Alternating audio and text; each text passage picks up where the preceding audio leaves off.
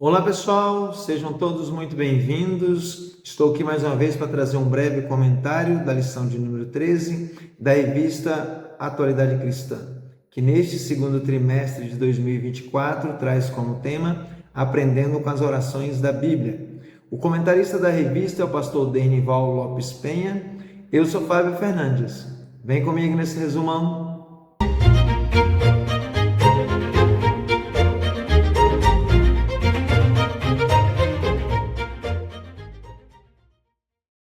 Pessoal, estamos na última lição, a lição de número 13. Quero primeiro parabenizar o pastor Denival Lopes Penha por essas 13 lições desse segundo trimestre, que muito nos edificaram. Parabéns ao senhor, pastor Denival, que Deus continue abençoando o senhor, toda a sua família, toda a igreja em que o senhor é pastor, que Deus continue te usando cada vez mais e que possamos ter mais lições como essa que nos edificam e que nos traz uma edificação espiritual muito grande. Que Deus continue abençoando. Parabéns mais uma vez por esta revista desse segundo trimestre de 2024. A lição de número 13 vai falar sobre as orações do Getsemane ao Calvário. Na lição de hoje, estudaremos como Jesus orou em um cenário de agonia, recrudescido pela perfeita santidade do Pai, que não permitia responder de pronto às suas orações. Veremos também como, em meio a todo o sofrimento já na cruz, Jesus continuava orando ao Pai pela conclusão da redenção. E, por fim, veremos como, de forma triunfante, o Senhor dá o brado de vitória que vai até as garras da morte, fazendo viver corpos de santos que estavam nos túmulos. Oração de Jesus e o silêncio do Pai. O cenário de agonia. A descrição sucinta do cenário mostra sobre qual circunstância Jesus orou e não teve apoio dos apóstolos na oração. Ainda na refeição da última Páscoa, ele mostrara a sua consciência dos fatos quando, de forma inusitada, tomou o pão e o vinho e os apresentou aos discípulos como sua carne e o seu sangue, ordenando-lhes que ingerissem como emblemas de um novo testamento. Os discípulos sabiam que o testamento apontava para a morte do testador. Então Jesus lhes disse, Mateus capítulo 26, versículo 31, está escrito, ferirei o pastor e as ovelhas do rebanho se dispersarão. Ignorado pelos mais próximos. A agonia no Getsemane se agravou pelo desprezo velado dos apóstolos, diante dos quais o Senhor se transfigurara em corpo glorioso pouco tempo antes. Agora o mestre é o mesmo, o cenário é outro. Marcos, capítulo 14, versículo 33 e 34, diz assim: E tomou consigo a Pedro, e a Tiago e a João, e começou a ter pavor e a angustiar-se. E disse: a minha alma está profundamente triste até a morte. Ficai aqui e vigiai. Afasta-se deles entre 20 e 30 metros aproximadamente para orar. Não os leva, porque começaria ali seu sofrimento de sangue, o qual só ele teria que enfrentar. Lucas capítulo 22, versículo 44 e 45, diz assim: E posto em agonia, orava cada vez mais intensamente, e o seu suor tornou-se em grandes gotas de sangue que corriam até o chão. E levantando-se da oração, foi ter com os discípulos e achou-os dormindo de tristeza. O silêncio do Pai. No Getsemane, indo um pouco adiante, prostrou-se sobre o seu rosto, orando e dizendo: Meu Pai, se é possível, passe de mim este cálice. Todavia, não seja feito como eu quero, mas como tu queres. E voltando para os seus discípulos, achou-os adormecidos e disse a Pedro: Então nem uma hora pudeste vigiar comigo? E indo segunda vez, orou dizendo: Meu Pai, se este cálice não pode passar de mim sem que eu beba, faça-se a tua vontade. E voltando, achou os discípulos outra vez adormecidos, porque os seus olhos estavam carregados. E deixando-os novamente, foi orar pela terceira vez, dizendo as mesmas palavras. O Pai não retirou o cálice, pois prejudicaria o plano de salvação, porém um anjo o confortava. Na cruz, Jesus orou pelos pecadores, por mim e por você. A justiça de Deus é inflexível com o pecado. Foi na crucificação que a justiça e o amor de Deus se uniram em um momento, somente em um mesmo ato. Por um lado, a justiça inflexível não permitiu que Deus livrasse Jesus da morte vicária. Assim sendo, a crucificação estava sendo levada a cabo entre dois malfeitores. Enquanto isso, o amor incomparável do mesmo Deus levava Jesus a clamar: Pai, perdoa-lhes, porque não sabem o que fazem.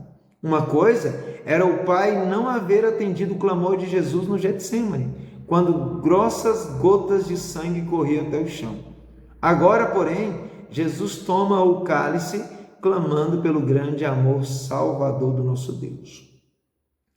Deus o fez pecado para salvar o pecador, salvar a mim e a você. O quadro da cruz foi de grande sofrimento para Jesus, não somente físico, mas sobretudo pela conotação de maldição ligada à crucificação. Paulo escreve aos Gálatas, capítulo 3, versículo 13: Cristo nos resgatou, fazendo-se maldição por nós. Maldito todo aquele que for pendurado no madeiro.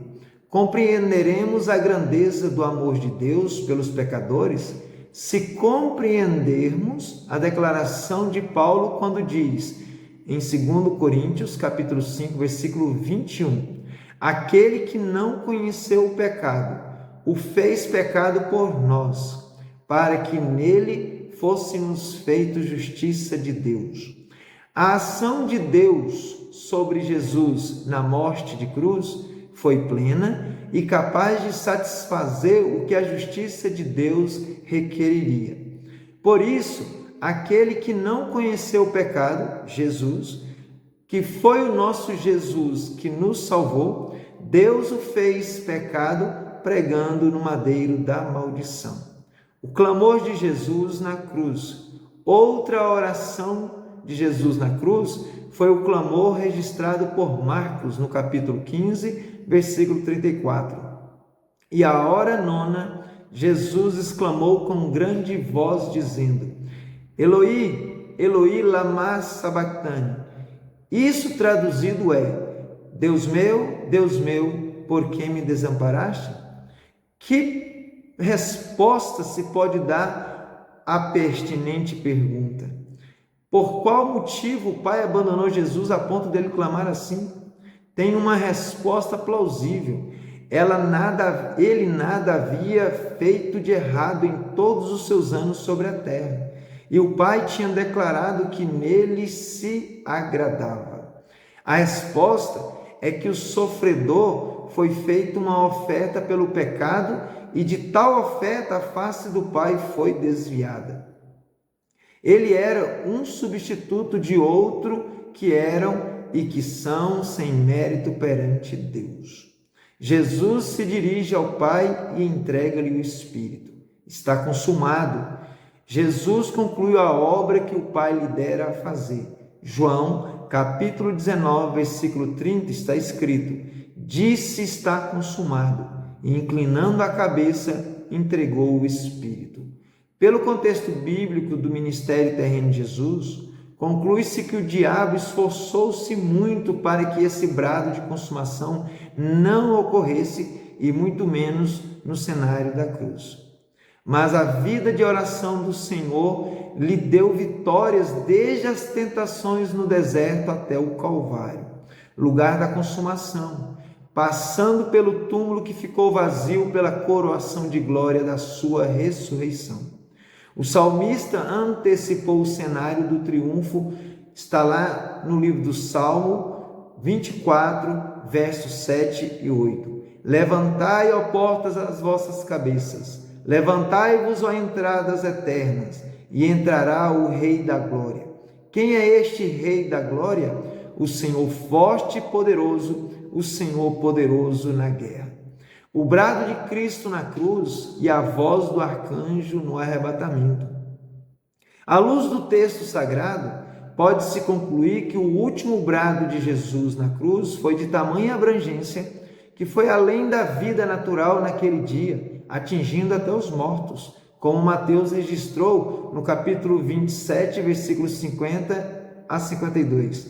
E Jesus, clamando outra vez, com grande voz, entregou o Espírito.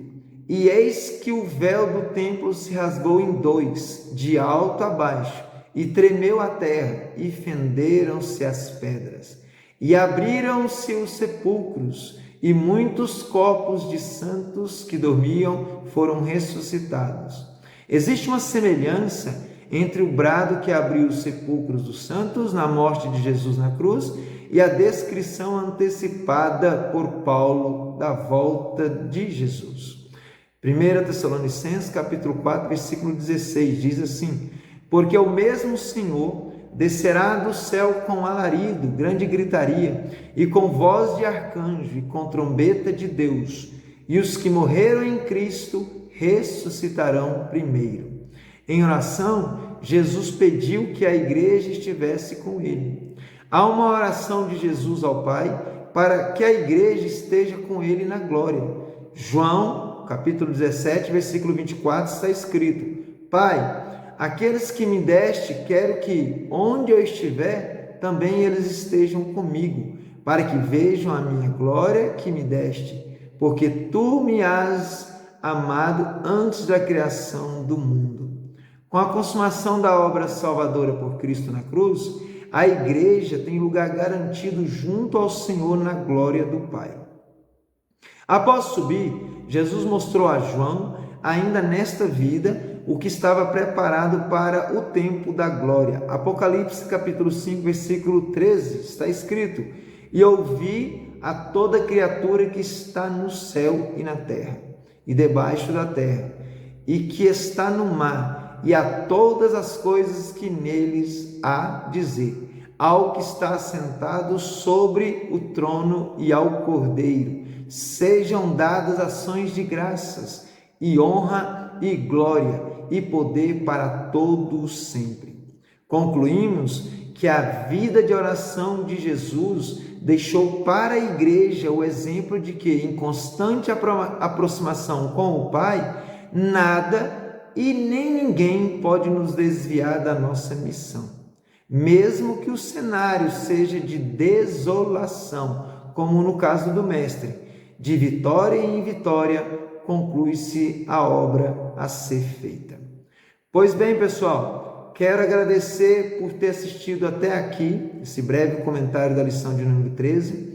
Quero deixar o meu convite para participar conosco da Escola Bíblica Dominical, das 9 às 11 horas, na Igreja Evangélica Assembleia de Deus, pastoreada pelo pastor Joel Moré, situada aqui na QR 118, lote A, ao lado do quartel do Corpo de Bombeiros de Santa Maria, Distrito Federal. Um forte abraço para todos vocês, fiquem com Deus, Deus abençoe a todos, até o próximo trimestre.